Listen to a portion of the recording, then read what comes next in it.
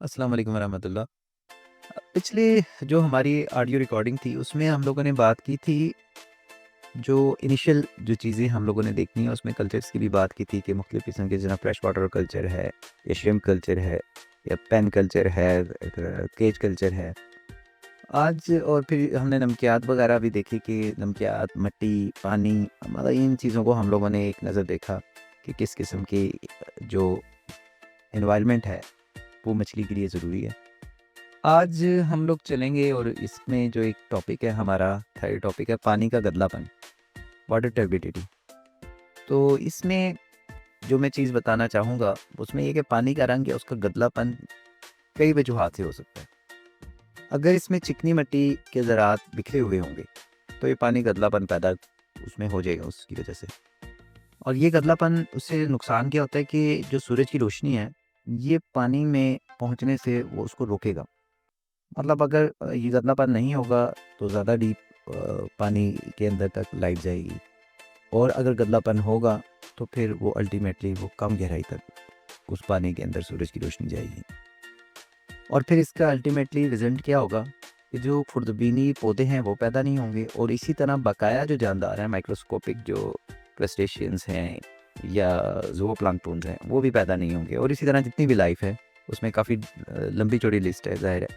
तो वो उसमें खुराक पैदा नहीं होगी और यही चीज़ें मछली की खुराक बनती हैं चूँकि और ये फिर पानी का गंदलापन इन सब चीज़ों को अफ़ेक्ट करता है। मिट्टी का जो गंदलापन है इसके इलाज के कई तरीके हैं।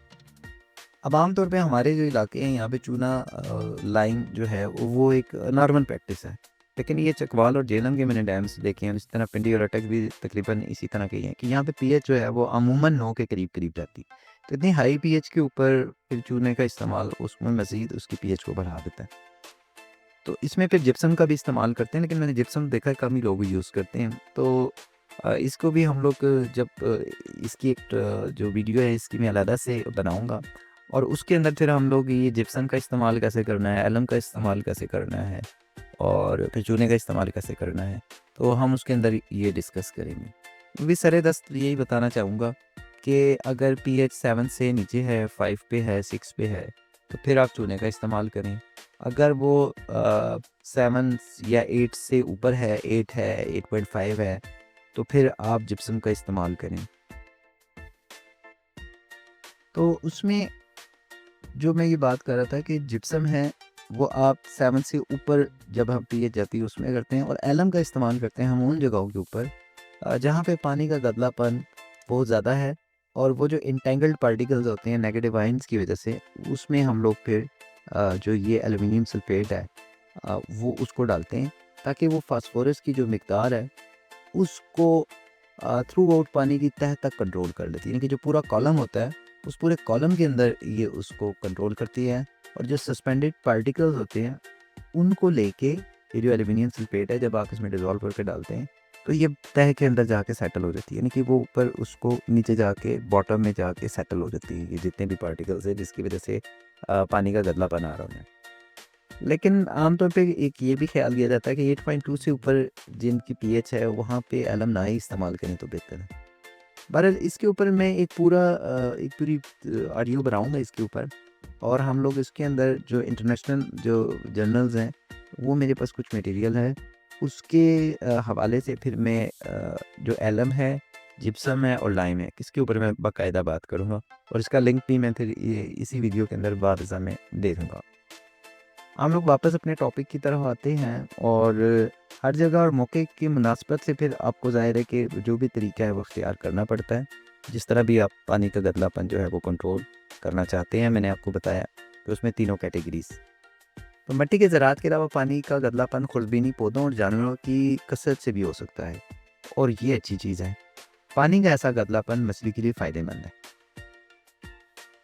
खुर्दबीनी पौधे और जानवर जो प्लांक्टोन है, मतलब ये खुर्दबीनी पौधे और खुर्दबीनी जानवर फाइटोप्लैंक्टन्स और ज़ूओप्लैंक्टन्स, इसमें सारे ही जो खुर्दबीनी पौधे जानवर और बैक्टीरिया शामिल कर लिए जाते हैं जब हम लोग इनकी बात कर रहे होते हैं और ये पानी के अंदर मौलिक होते हैं। खुर्दबीनी पौधे अपनी खुराक पैदा करने के लिए कार्बन डाइऑक्साइड, नमकियात और सूरज की रोशनी इस्तेमाल करते हैं और बढ़ते हैं।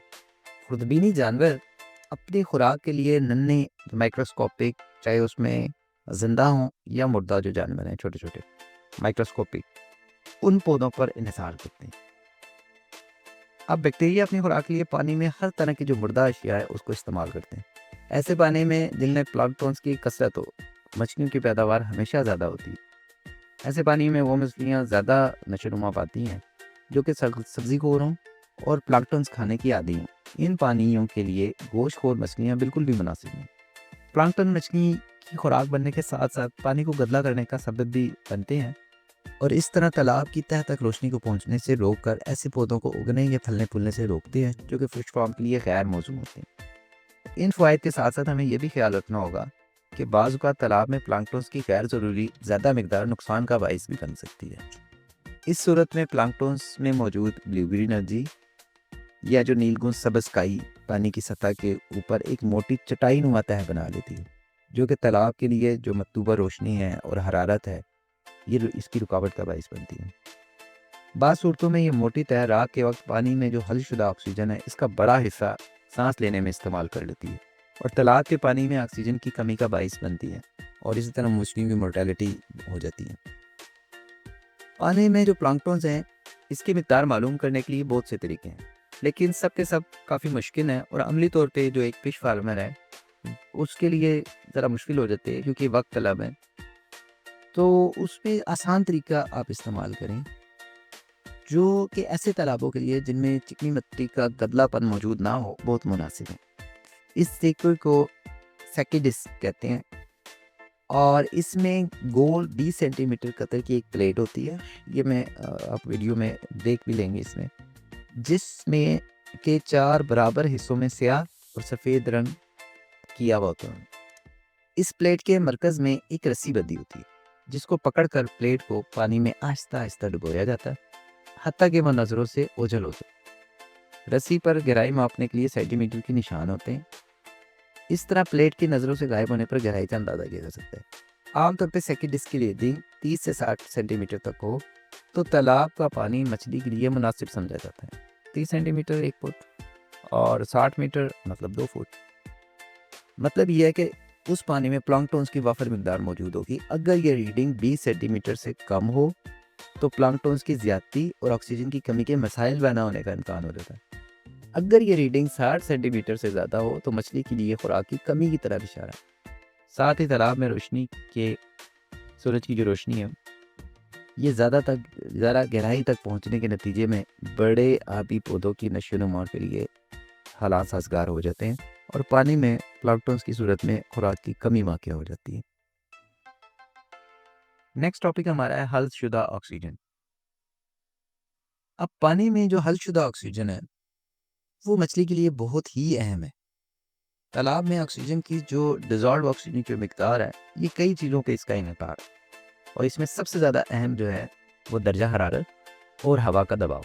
तो ये दोनों चीज़ें हलशुदा ऑक्सीजन को डिटरमिन करती हैं। पानी में ऑक्सीजन की तहलील दर्जा हरारत के बढ़ने के साथ साथ कम होती जाती है। अब इसमें जो टेबल जिसकी मैं बात कर रहा हूँ वो ये है कि अब मुख्तलिफ दर्जा हरारत पर पानी में ऑक्सीजन की जो मौजूदगी है अगर 0 डिग्री सेल्सियस तकरीबन 14.1 यानी कि 14.1 जो मिलीग्राम है ये 1 लीटर के अंदर 1 लीटर पानी के अंदर इतनी ऑक्सीजन आ जाती है। लेकिन अगर आप 25 डिग्री के ऊपर देखें तो ये तकरीबन 8.1 जो है वो इतनी ऑक्सीजन जो है वो 1 लीटर के अंदर मौजूद होती है और इसी तरह 35 डिग्री के ऊपर 7.04 पे चली जाती है। तो टेम्परेचर जो हम लोग जैसे जैसे टेम्परेचर बढ़ रहा है तो वैसे वैसे जो ऑक्सीजन की मिकदार है फी लीटर के अंदर वो वैसे वैसे कम होती जा रही है।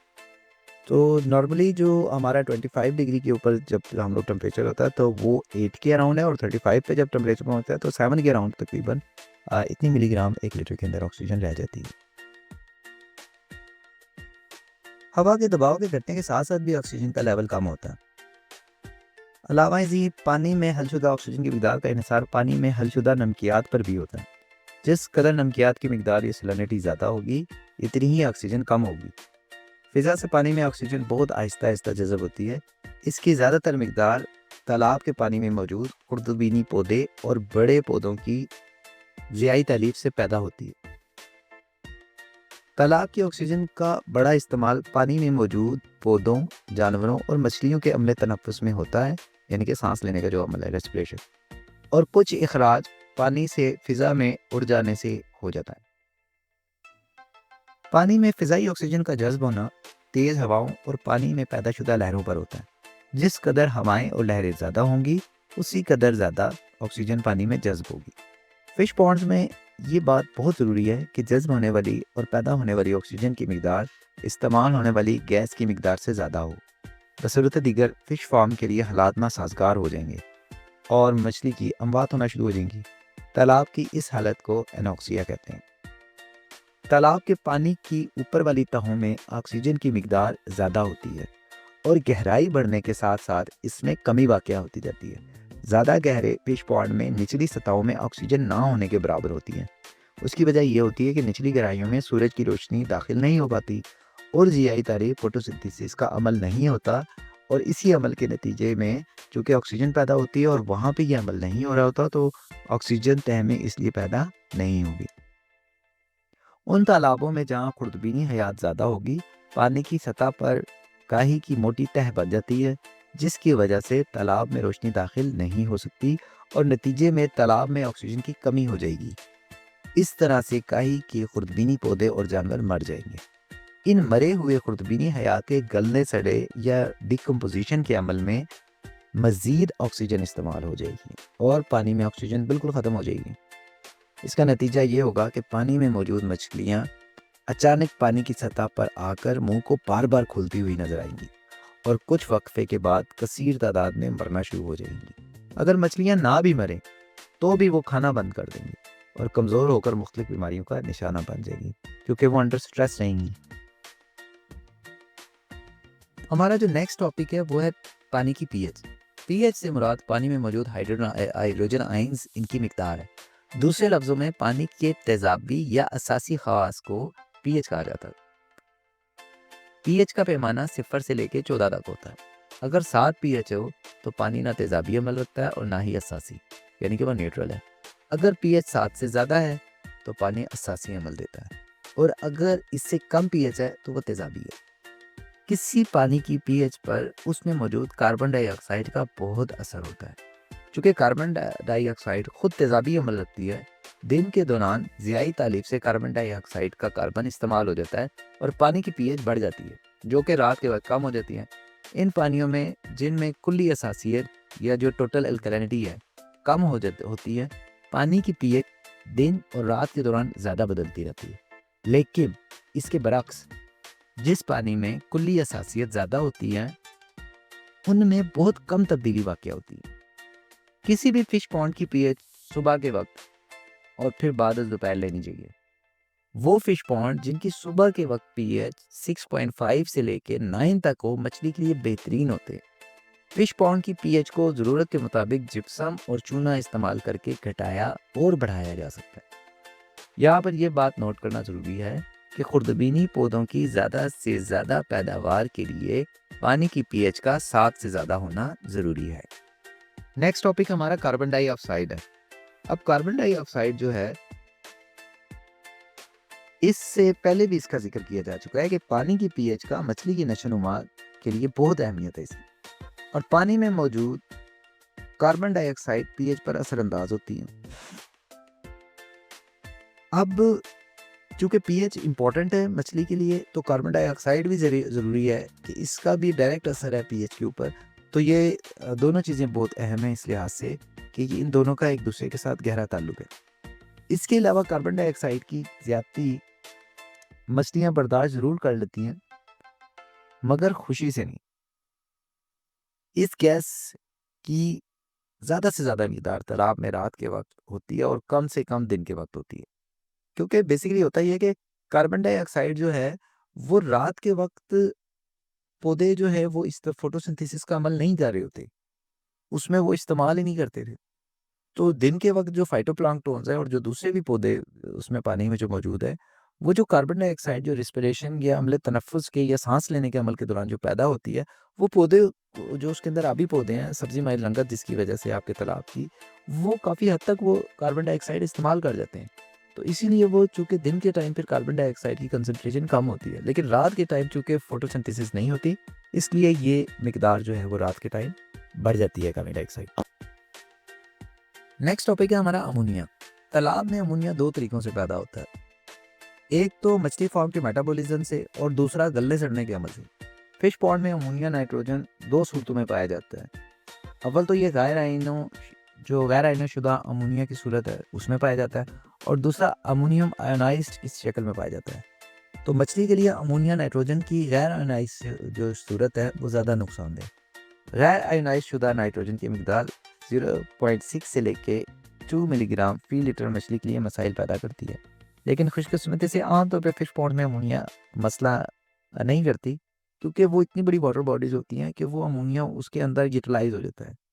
तो इसलिए ये टॉपिक चूँकि इतना इम्पोर्टेंट नहीं है, तो इसके लिए बस इतना ही है कि अमोनिया की किट मिलती है, उससे आप अमोनिया चेक कर सकते हैं, और ये 0.1 से नीचे रहे तो ठीक है। तो इसका बाकी इसका कोई इतना ख़ास ताल्लुक नहीं है।